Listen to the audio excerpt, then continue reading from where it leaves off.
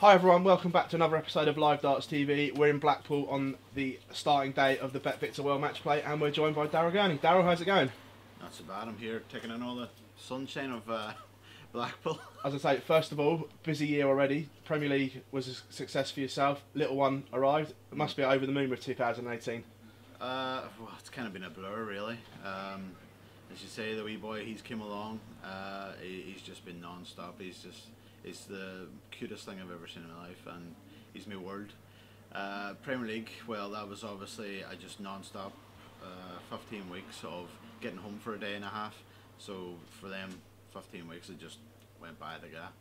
But and then he happened obviously in the middle of it, and then obviously what's happened the last few weeks, just been away for a consecutive month, and then we've got three days home and then back to Blackpool. So it's been just non-stop really. But you must be looking forward to a holiday where you can just spend some time at home. Oh, I honestly I can't wait till next month and get a month off. I was hoping I got picked for like Australia or something to get. Didn't get picked, but I tell you what, I'm going to be glad whenever I get this month off now. No, definitely not. Like you say, touching at the World Series, just back from Vegas and Shanghai.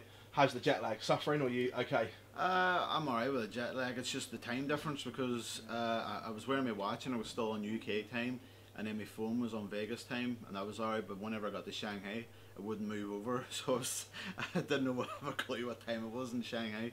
No, honestly, jet lag wise, I never really get it. It's just the time difference. It's just trying to really adjust back to the normal time. Definitely. Obviously, we're back here at the Winter Gardens where you had a great run to the semi-final last year.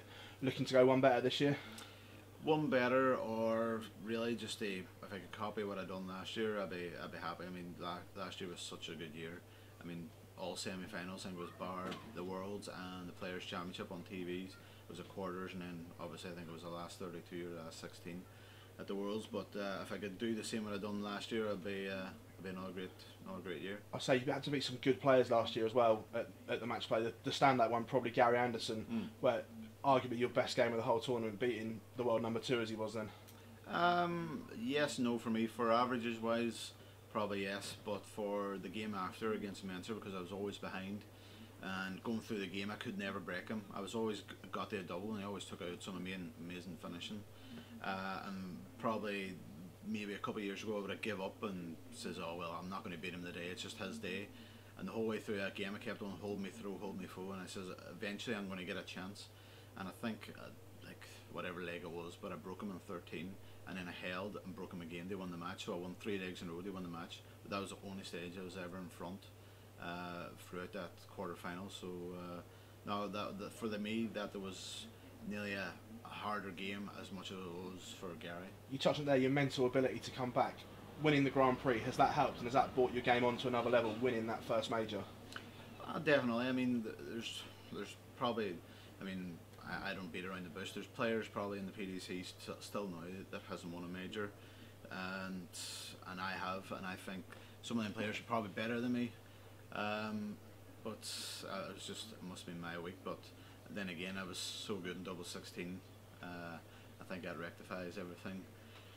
Double 16, I think. I remember chatting to Joe Cullen whenever I played him. I think somebody told me I didn't miss one dart of double 16 for 2 sets. And I remember Joe telling me after the game, he goes, I was stand behind me and go, just miss. No, definitely. Obviously, the semi-final last year against Peter Wright as well, that dart to go 13-all as well at the ball, we're talking millimetres away. I'm telling you now, once I left my hand, if I snatched it or pulled it, or just the pressure of the situation, I would have said no, I missed it in fair dues. But that left my hand as 100%, and I thought as soon as I left my hand, I thought it has to be on. Did you know, the little jitter walk that and then I clink and then obviously turned. But as soon as I seen him going treble 20 with his first dart, I go, oh, yeah. I mean, it was a great finish just to do it in 2 darts under the pressure. But as soon as the first treble went down for him for the 96, I knew it was all over. Are you one of the ones at the back of the stage? Do you watch your opponent throw, or do you head down? I still watch my opponent because I like to keep my head up. Because whenever you're looking down and you're looking up all the time, you can maybe get your head a wee bit of in a spin. So I always like to keep up. I put my head down when I'm walking towards the crowd, because some stages I'm still thinking, I'm couple of thousand people here, so Yeah. I just need to get the head down and concentrate. Obviously this year, tough first round game. The wily old Steve West that's been around the block more times than anything, keeps reinventing himself. Probably one of the first, but the tougher first round games you could have had. Definitely. I mean, Steve. Obviously, whenever he came over, I think he struggled a bit, but now he's really, he's doing the stuff that we all know he could do. I mean, he wasn't number one, I think, in the BDO for no reason. Yeah. So no, he's a quality player. He beat me in Gibraltar, hammered me in Gibraltar, just didn't beat me.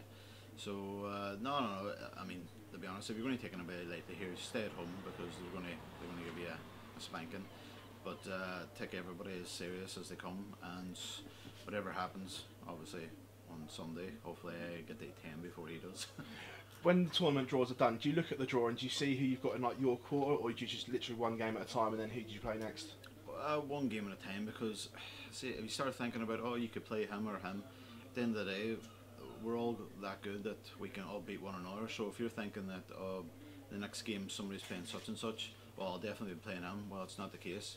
Many times has that happened where you've played the other guy and then you thought, oh, I haven't got as hard game, and then you've took your foot off the paddle. Next thing, and you're going home the very next day after you played that person.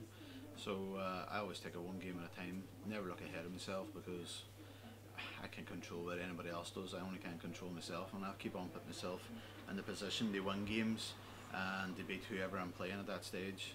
That's all I can do. Cool. Obviously, looking forward to the rest of 2018. It's a busy schedule. Is there any thought about taking it easy and like picking and choosing, maybe missing a few of the floor events, or are you still going to try and play in absolutely everything?